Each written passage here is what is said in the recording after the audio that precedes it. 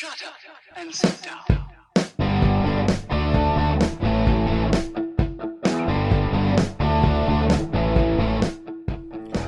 Welcome to Being on Stage, the only podcast that gives you motivation, inspiration, and confidence to be better on stage.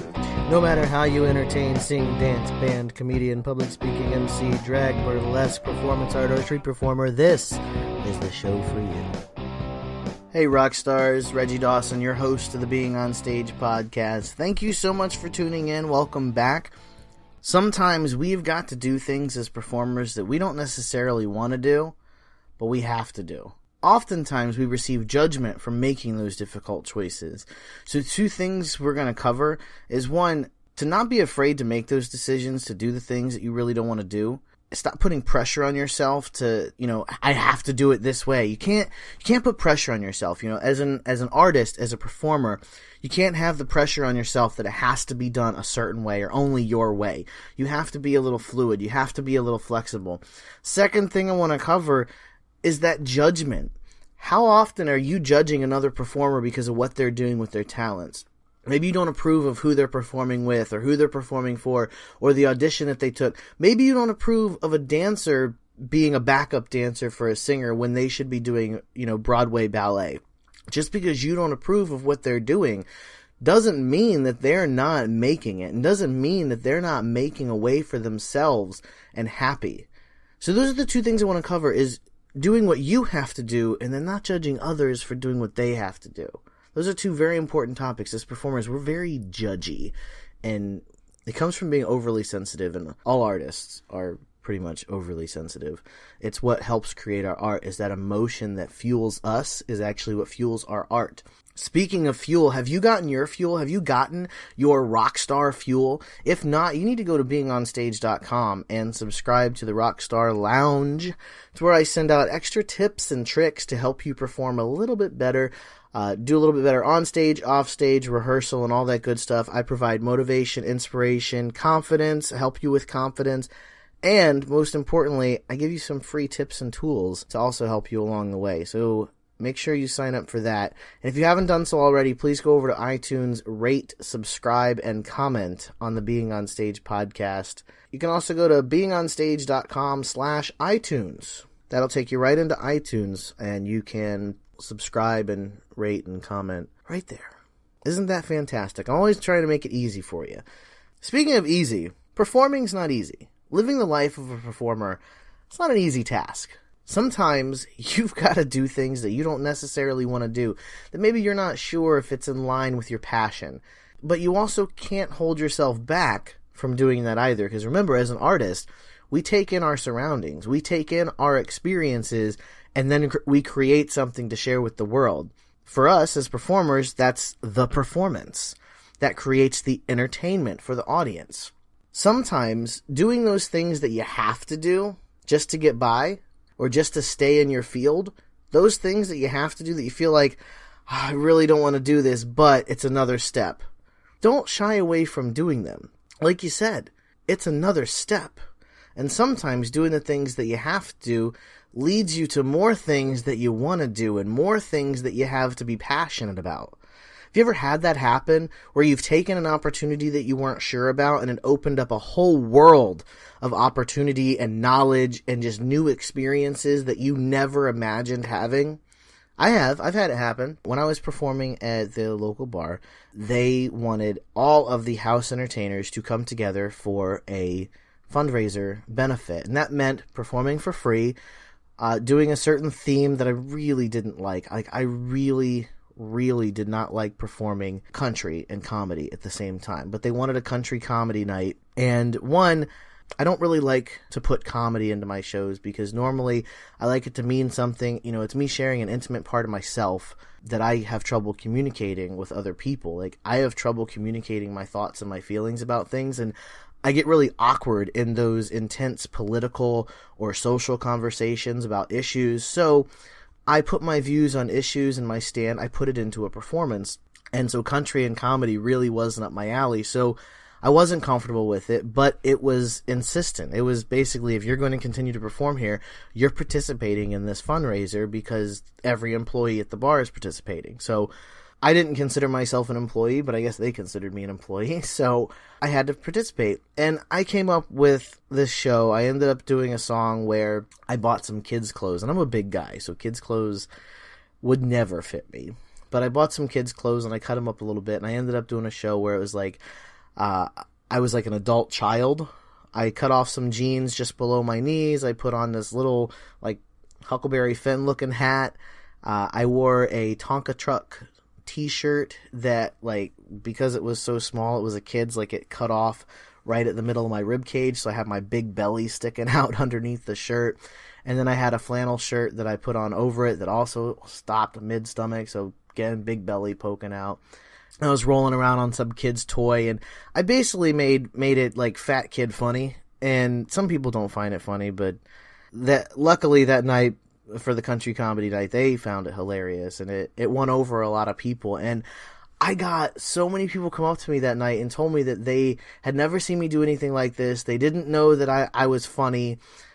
And for me, like, I think I'm hilarious most of the times. Like, I love making jokes and hanging out and doing stupid stuff and laughing about it.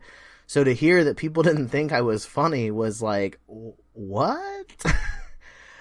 So people didn't know I was funny. They didn't know that I was capable of being comedic on stage, and neither did I. And I actually had a blast. Like, truthfully, I did some more comedy. I coached other people on doing comedy on stage, and it went over really, really well. Now, it's not something that I'm incredibly passionate about. I'm not totally passionate about doing comedy on stage because, again, I like my performances to have that depth and that meaning. But what also happened was I met a group of people that wanted me to perform with them out of town. And so that's one of the ways I ended up being booked out of town was they came to that country comedy fundraiser and they asked me to perform with them out of town. And I ended up getting a couple of shows with them on the road. Nothing was comedy, but because they happened to be there and they happened to see that side of me and that fact that, hey, this guy looks really fun. Like, he makes fun of himself. You know, first of all, if you're capable of making fun of yourself, you're automatically somebody that people just want to be around. If you can make fun of yourself, you are never going to be short on friends because people love people that can make fun of themselves. Not because they want to make fun of you, but because it shows that you have that confidence in yourself and you're not going to let anything really get to you. And people like that in a friend. They like people that are, confident with themselves. And that's who I am. I'm confident. And because I was confident enough to go out there and kind of make fun of myself and make a joke out of being, a fat kid, I gained bookings. I gained fans. I gained notoriety for being funny. And it also got me opportunities to start hosting, which turned me into, I don't do stand-up comedy, but I do like to tell some jokes and have fun while I'm hosting. It was a stepping stone. And it also reminded me where I came from. The whole purpose of that show was to benefit children that were diagnosed with HIV so that they could go to a camp, a special camp. And even though I was uncomfortable with the theme and with the performance that I had to put out there, I was doing it for a great cause. And that also reminded me of how I started, because I started at a fundraiser for kids with HIV and AIDS. I started fundraising. That's how my first performance was, a fundraiser.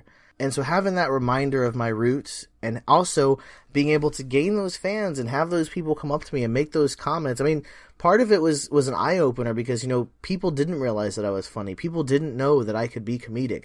People didn't know that I had that side of me, and that showed them a new side of myself. And when your audience feels like they get to know different sides of you, they are drawn to you. Because it's another thing that you're doing that's a surprise and that they don't expect.